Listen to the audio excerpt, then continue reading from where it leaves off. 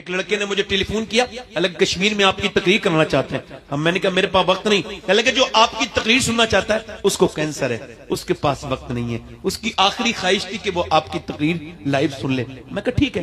میں گیا، اس کا نام محمد سلیم تھا. میں نے اس سے پوچھا سلیم بھائی کیا حال ہے؟ کہنے لگے اللہ کا شکر ہے.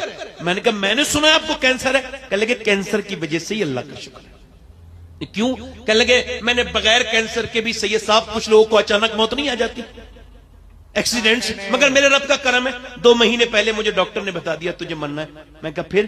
کہنے لگے پھر میں اپنے رب کے سامنے گڑ گڑاتا ہوں، زندگی بھر گناہ کیے ہیں، 2 مہینے کے بعد قبر میں جانا ہے تو کہتا ہوں مالک ایک اندھیرے کمرے میں نہیں رہ سکتا، تو جو قبر اس کے اوپر تختے اور تختے اوپر کے مٹی اور پھر اندھیری، اس قبر میں کیسے تجھے منہ دکھاؤں گا میرے مالک. کہتا ہے سید صاحب بغیر کینسر کے بھی نماز پڑھی، مگر وہ کوئی نماز کیا نماز تھی.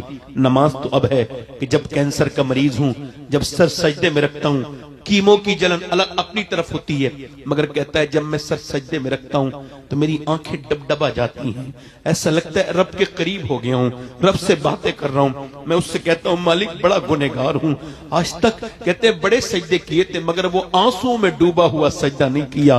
کبھی میں سروا سجدہ جو میں ہوا کہیں تو زمین سے آنے لگی صدا، تیرا دل تو ہے صنم آشنا، تجھے کیا ملے گا نماز میں، تو نے کبھی ایسی نماز ہی نہیں